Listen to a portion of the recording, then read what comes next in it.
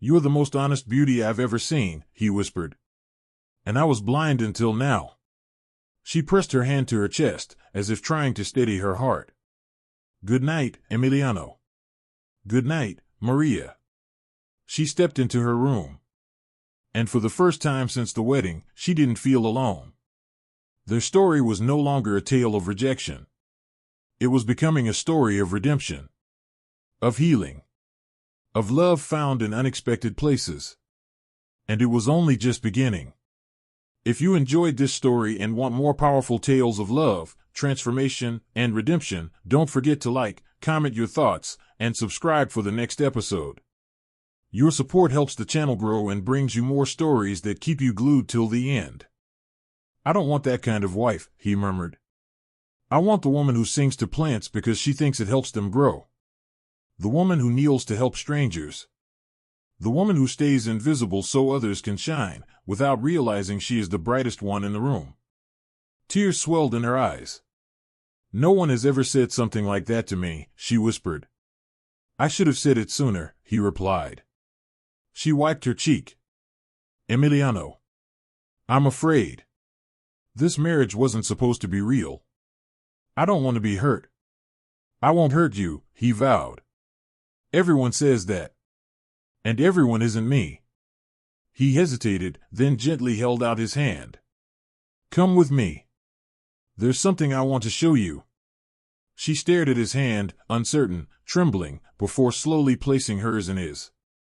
He led her back inside, through the halls, down the stairs, until they reached a door she'd never seen before. A room he always kept locked. He unlocked it and pushed it open. Her eyes widened in surprise. A music room. Warm. Golden. Filled with polished instruments. 2 violins. A cello. A grand piano with music sheets scattered across it. The room felt alive, like a heartbeat. This was my father's sanctuary, Emiliano said quietly. He taught me to play here. He taught me how music can tell the truth better than words. Maria stepped inside slowly, taking it all in as if she were seeing a part of him he'd hidden from the world. I haven't come in here in years, he admitted. I locked it after he died. I didn't want to feel anything. He paused, voice lowering. But last night, when you left the hall, I found myself here again. I didn't even realize I'd walked to the piano. He looked at her. And I played. Because it reminded me of you. Her breath caught. Of me? Yes. He moved toward the piano. You're quiet. But not empty. You're soft. But not weak. You're gentle, in a way I didn't understand at first. And you make people feel safe, even when you're hurting. She blinked rapidly, tears slipping down her cheeks. He gestured toward the bench. Sit with me. She approached slowly, uncertain, then sat beside him. He gently lifted her hand and placed it on the piano keys. Press it, he whispered. She did, softly, and the note echoed through the room, fragile and beautiful. When I first saw you, he said, I only saw what you weren't. But now, he pressed a key next to hers. I see everything you are. Another tear fell, landing on the back of her hand. He lifted her chin with 2 fingers, forcing her to meet his eyes. I want this marriage, he said, voice trembling in a way she'd never heard. Not because of a contract. Not because of family pressure. Not because I have to. His thumb brushed her cheek. But because I'm falling for you. She shook her head slightly, overwhelmed. Emiliano, don't. I'm not asking you to say it back, he assured quickly. I just need you to know the truth. Her voice broke. Why me? He answered without hesitation. Because you're the first person who ever made me want to be better. Her chest tightened painfully. I don't know how to move forward from everything that happened. One step at a time, he said softly. Together. A long silence stretched between them. Then Maria whispered, I want to try. His breath caught. Are you sure? She nodded slowly. Yes. But we'll go slowly. He smiled, a real smile, soft and rare. As slowly as you want. He took her hand again, not forcefully, not timidly, but with a warmth that felt safe. She intertwined her fingers with his. For the first time, she let herself believe something she had never dared to imagine.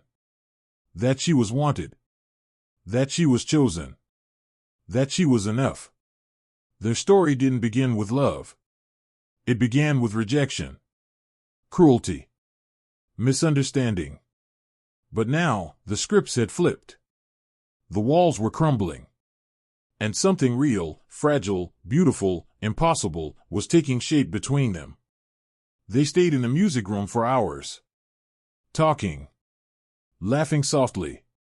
Playing notes that blended like secrets only the two of them understood. Later that night, as she returned to her room, he stopped her at the doorway. "Maria," he said gently. She turned. "If anyone tells you again that you don't belong," he murmured, "send them to me." Her lips trembled into a shy smile.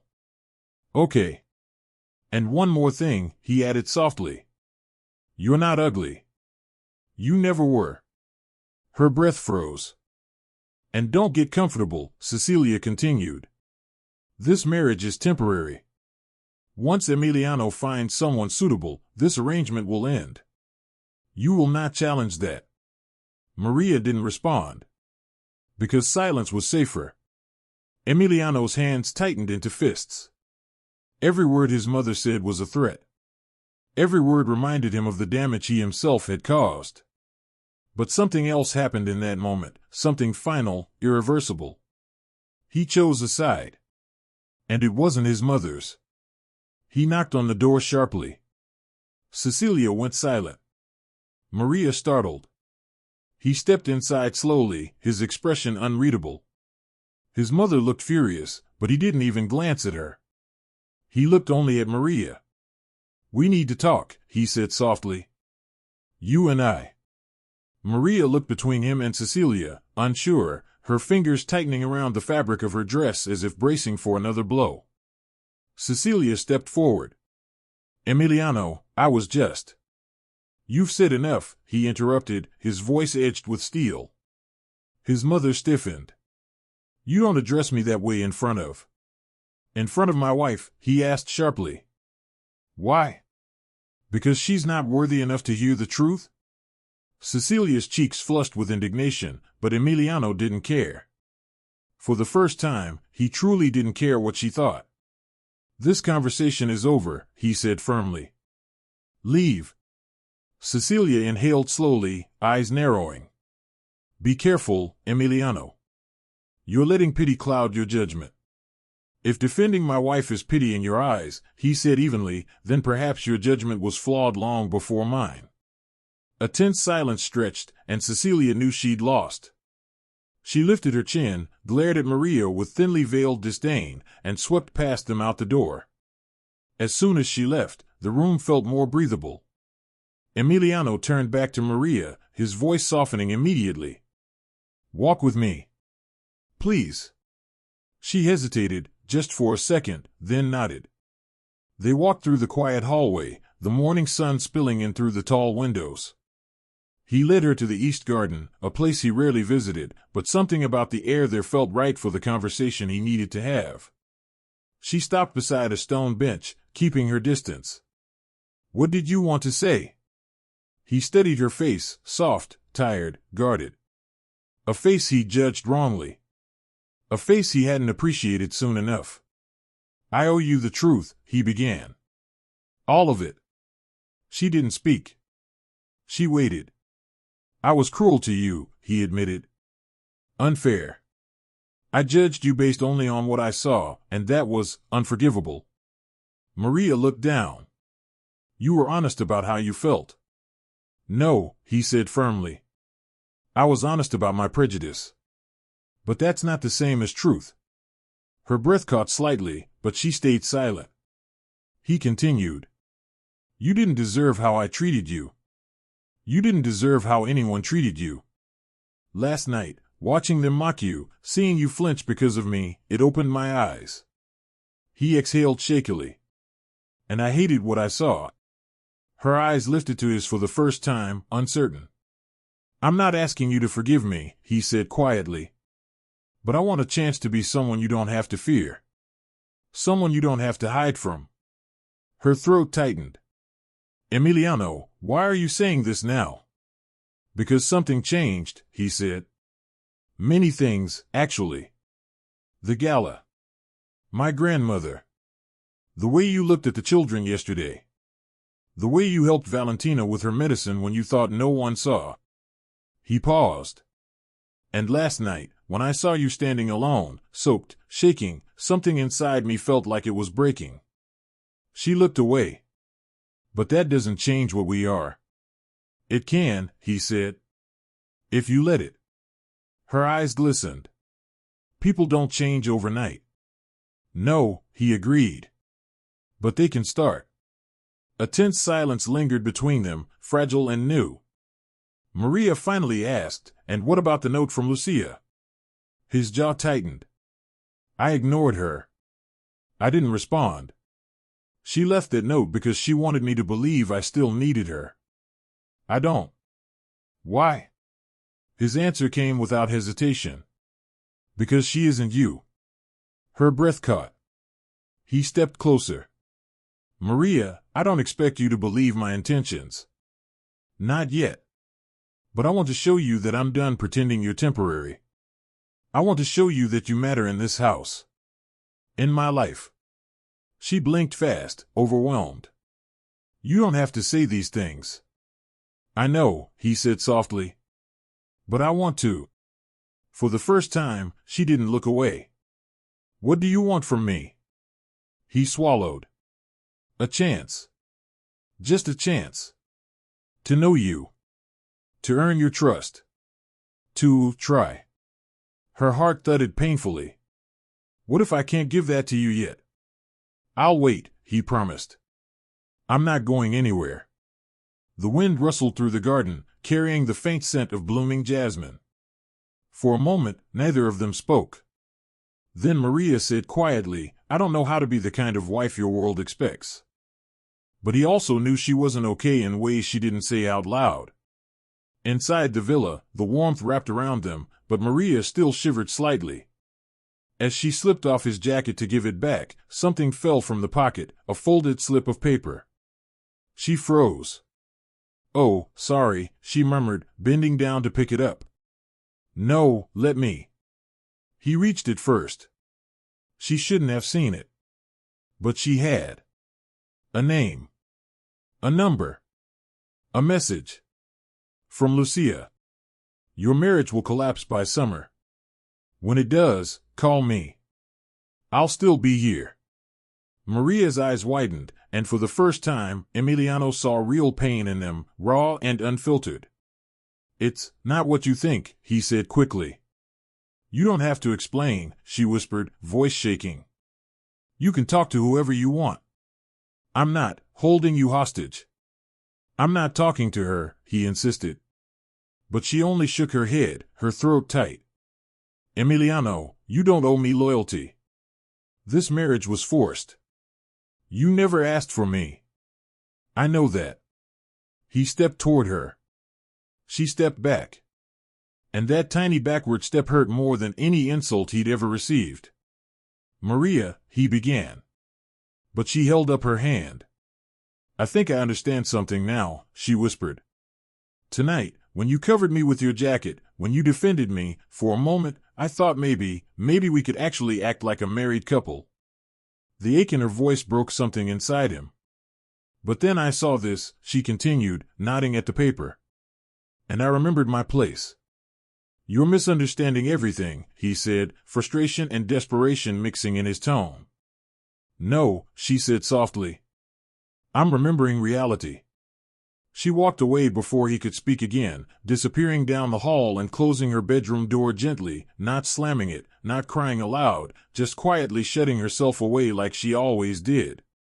He stood there, staring at the closed door, his chest tight, feeling the weight of everything he'd broken without meaning to. That night, sleep avoided him again. He wandered the estate restlessly until he found himself outside the guest wing where his grandmother stayed. Light poured from beneath her door. She was awake. Again. He knocked once. "Enter," her voice called. He stepped inside to find her sitting in an armchair, knitting something soft and blue. She didn't look up. "You've been pacing like a ghost," she said. "Speak." He sat across from her, elbows on his knees, eyes distant. "I think I ruined everything." "You've barely begun," she replied. He exhaled shakily. "I don't know how to fix this." "Start by being honest," she said simply. "What do you feel for her?" He froze. His grandmother finally looked up, her eyes sharp despite her age. "Don't lie to me," she warned. "I don't know what I feel," he admitted. "But I know I hate seeing her hurt. I know I hate the way people talk about her. And I know that I—" He stopped. Valentina smiled faintly. "Ah. Now you begin to understand." He leaned back, rubbing a hand across his face. "But she doesn't trust me. And she shouldn't." "Trust is not built by grand gestures," the old woman said. "It is built by consistency." He looked toward the hallway. "So what do I do?" Valentina's eyes softened. "Win her." He blinked. "Win her?" "You rejected her, humiliated her, broke her spirit, and still she showed kindness to you, to me, to everyone in this house." She set her knitting aside. "If you want her heart, then earn it." The word stayed with him long after he left her room. The next morning, he woke early with determination burning in his chest.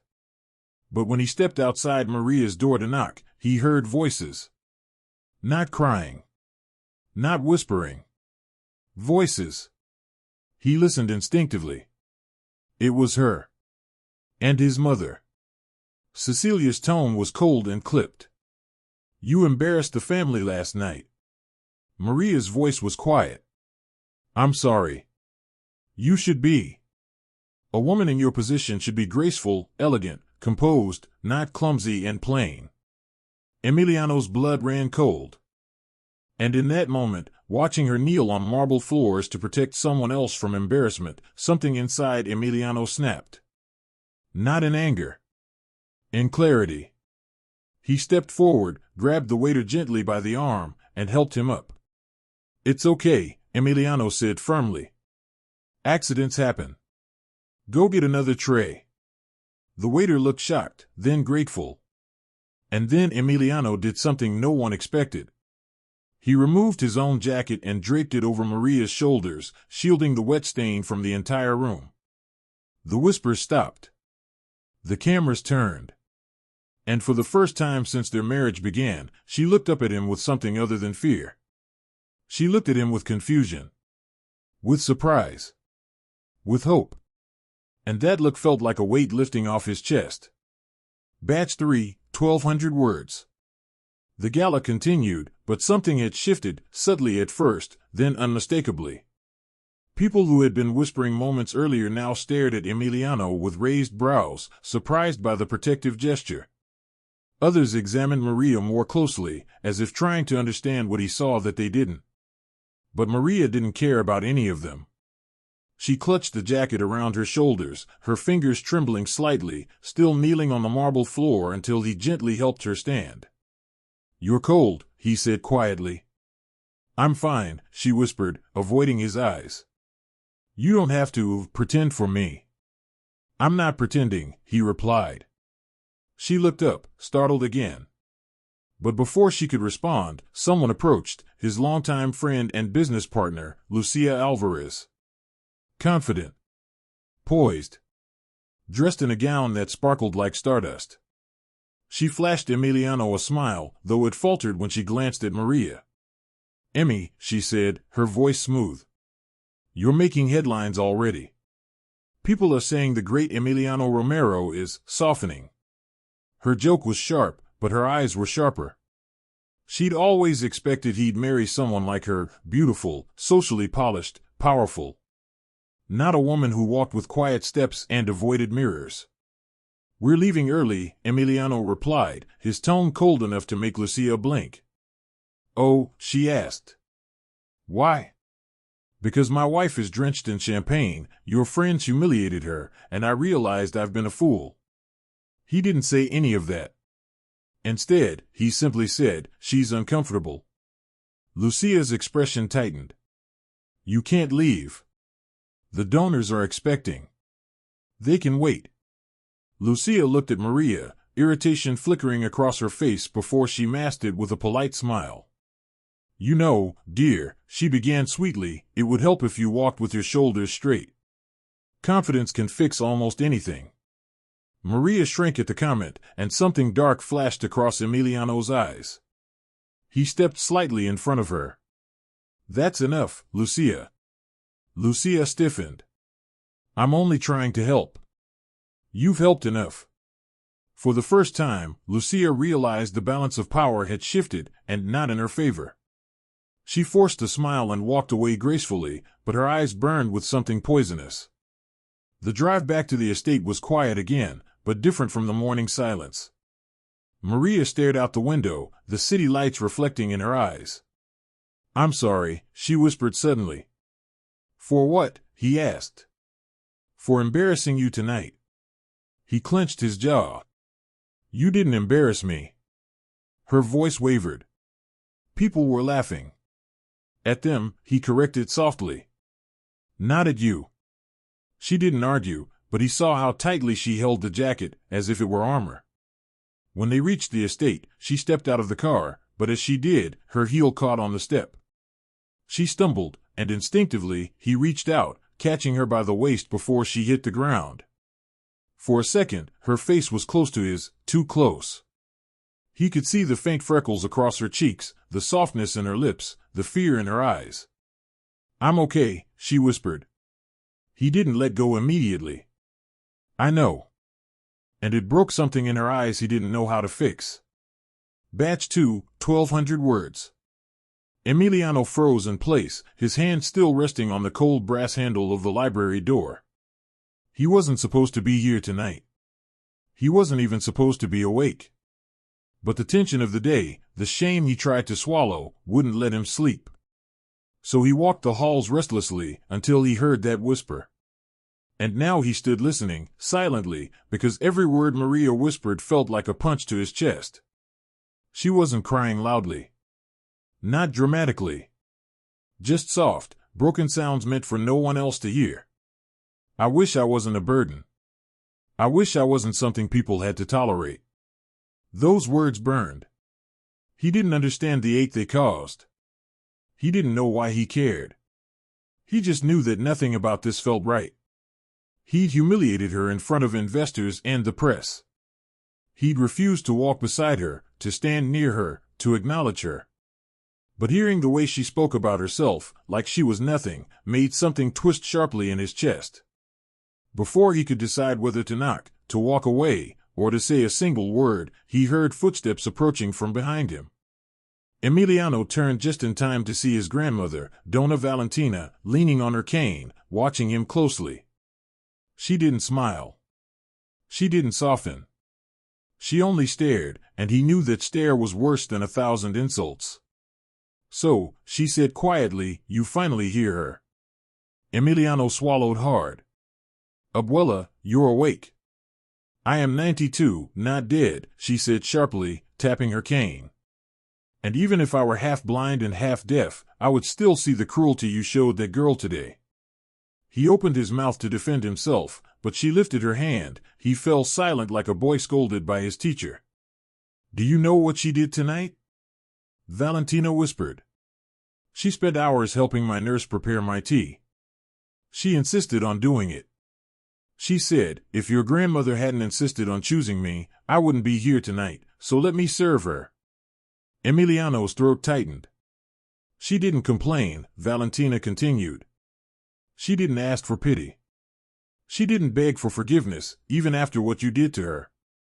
She still thanked me for bringing her into this house. Emiliano looked back toward the closed door. I didn't mean to hurt her. Intent, Valentina snapped, is a cheap excuse. Your father had good intentions too, but his actions ruined families. That hit harder than her cane ever could. Valentina stepped closer, her voice dropping. Tell me, Emiliano, when did you become so afraid of what other people think? When did you let the world decide who is worthy of standing beside you? He didn't answer.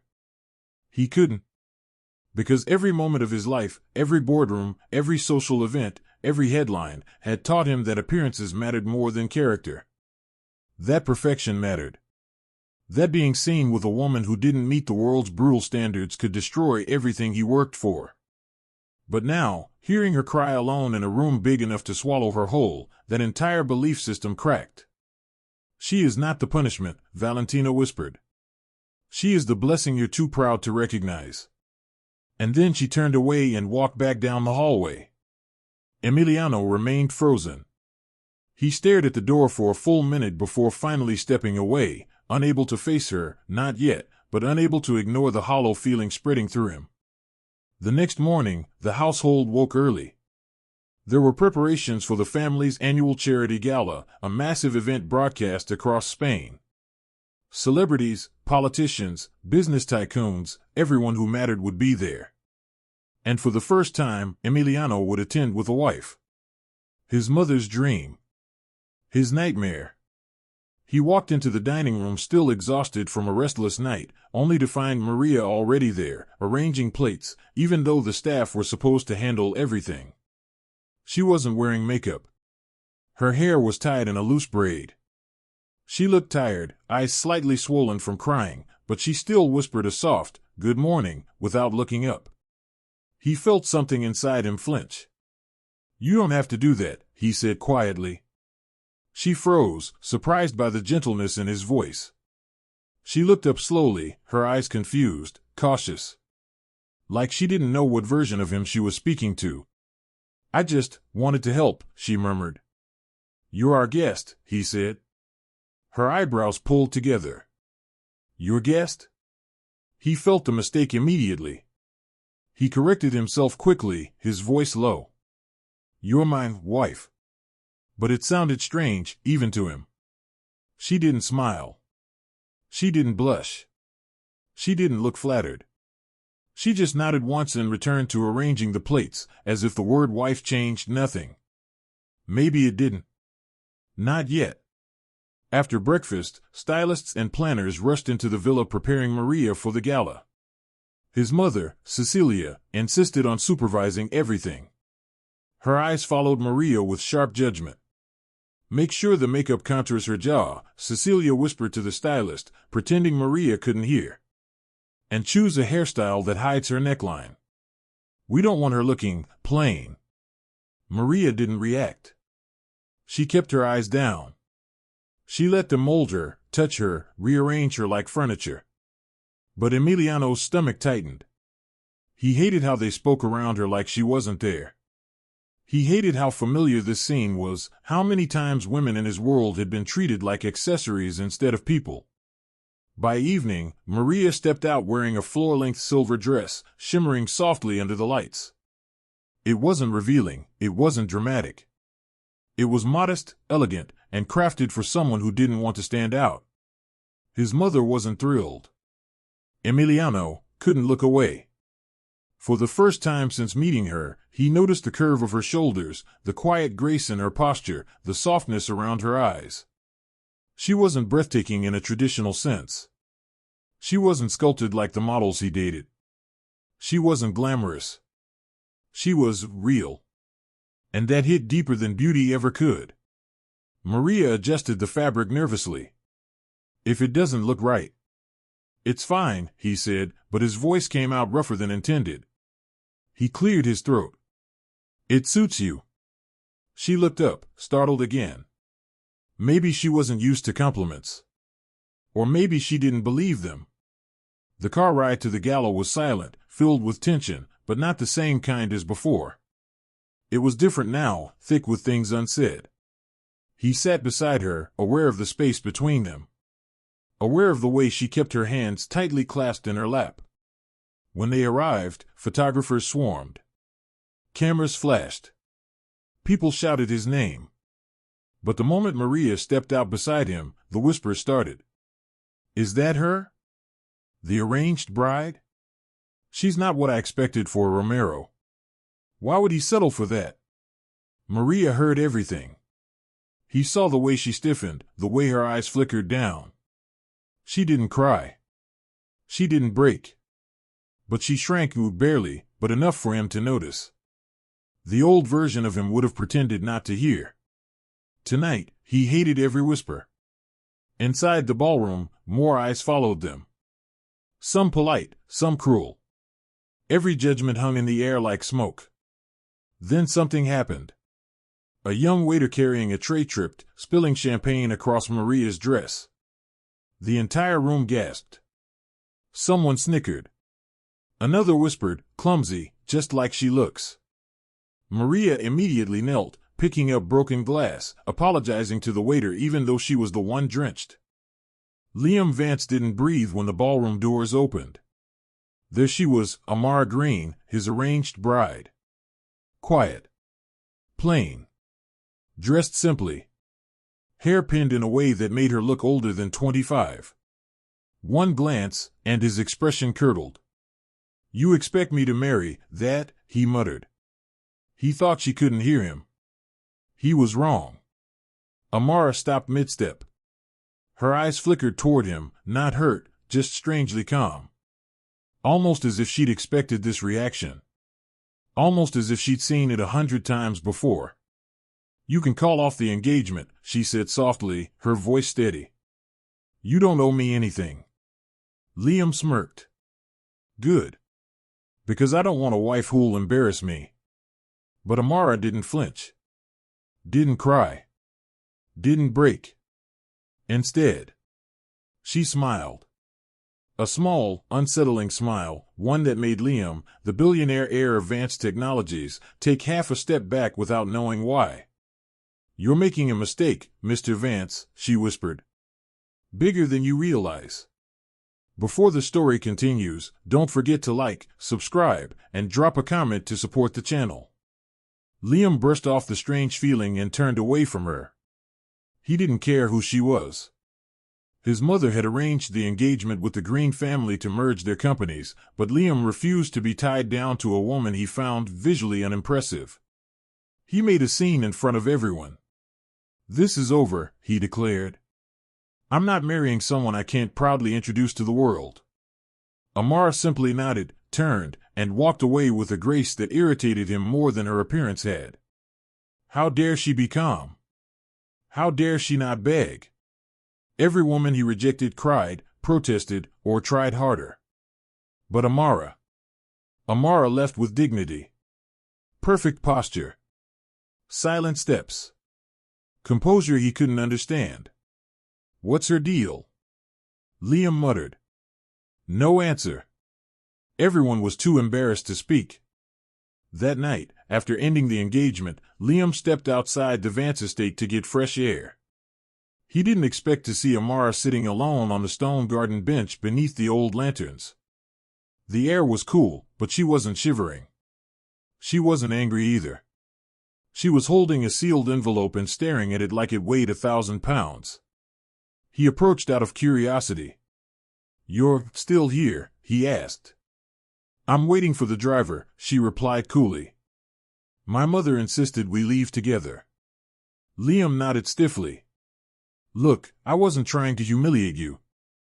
I was just. You did, she cut in gently. But that's not important. He blinked. Not important? She held up the sealed envelope. What's in that? He asked. My reason for agreeing to this arrangement in the first place. Then she did something that rattled him. She offered him the envelope. You should read it, she said. It concerns you more than it concerns me. Liam frowned, snatched it, and broke the seal. Inside was a single sheet of paper with the letterhead of Elias Morgan, the Vance family lawyer. It contained a statement that made his chest tighten.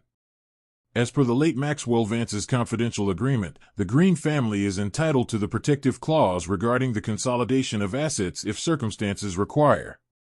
The rest felt like the words blurred. His father. Maxwell Vance. The man whose secrets were buried with him. What is this? Liam demanded. It's the reason our families created this marriage arrangement, Amara said calmly. Your father made a promise to my mother years before he died. Liam looked at her sharply. What promise? That's not for me to explain, she said. But rejecting me tonight means you'll eventually discover it, the hard way. She stood, brushed off her dress, and walked away toward the driveway. Liam watched her go with a discomfort he didn't like, not understanding why her words felt like a warning. The next morning, he woke up restless. He tried to ignore it. Tried to go to work. Tried to pretend Amara Greene didn't exist. But by noon, he found himself searching her name online. Nothing remarkable. A marketing manager at a small therapy center. No scandals. No extravagant lifestyle. No flashy social media. Boring. Yet something about her expression last night stayed stuck in his mind. Annoyed with himself, he slammed his laptop shut. Enough. She's not worth my time. But he couldn't shake the unease. Hours later, he overheard two employees talking about the St. Clair Children's Rehabilitation Center, where Amara worked. They mentioned she was running a special therapy session that afternoon. Liam shouldn't have cared. But he did. Against his own logic, he drove there. He didn't tell anyone. He just stood at the glass doorway of the therapy room and froze. Amara, plain, simple, rejected Amara, was in the center of the room surrounded by children with braces, walkers, and wheelchairs. She was helping them move to rhythmic music, guiding them with a gentleness that didn't look forced. She laughed with them. Encouraged them. Supported them. The kids adored her. One little boy held her hand and said, "Miss Amara, you make us brave." Liam swallowed. She wasn't the boring woman he thought. She wasn't lifeless. She wasn't plain. She was radiant. She turned, and for a moment, their eyes met. She saw him through the window and froze. Her posture stiffened, and she excused herself from the group for a moment. She stepped into the hallway. "Why are you here?" she asked quietly. "I read the letter," Liam replied. "And I want answers."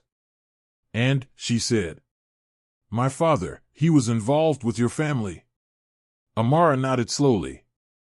"Yes." "Why didn't you say something sooner?" "You didn't let me speak," she said. "You saw my face and decided my worth." Liam winced. She wasn't wrong. He looked back into the therapy room. "You help these kids?" "I direct the mobility and music therapy program," she said. "I've been doing it for years." "You don't look like someone who—" He stopped, realizing what he was about to say. "Who matters," she finished softly. Silence. "I didn't mean." "But you did," she said. "And that's why I walked away." He stared at her, struggling with something unfamiliar, shame. "I want to understand the letter," he tried again. "And I want to keep my job," she said, turning away. "So please leave. You've embarrassed me enough for one lifetime." She walked back inside, closing the door gently. Liam stood in the hallway like a man struck by lightning. For the first time in years, someone had dismissed him. Someone had told him no. And it wasn't because she didn't care. It was because she valued herself enough not to fight for someone who clearly didn't deserve her. That night, Liam couldn't sleep. He couldn't forget the way she held the children, the way they clung to her, the spark in her eyes when one of them took a shaky step. The next day, he found himself at the center again. And the next. He brought equipment. Funded new therapy tools. Silently observed from the back of the room. The staff whispered about him, Billionaire Liam Vance, humbled by a woman he rejected. One evening, he found her singing softly to a boy in pain, her voice warm, imperfect, and healing. He stopped breathing. She wasn't plain. She wasn't forgettable. She was everything he didn't know he needed. When she finished, she saw him and sighed. You're staring, she said. You're not what I thought, he murmured. You mean I'm not ugly? She asked with a faint, tired smile. He shook his head. No. I mean, you're extraordinary. She didn't melt. Instead, she stepped back. Extraordinary enough to marry? Silence. Or only extraordinary when I'm useful to you? Liam had no answer. His silence told her everything.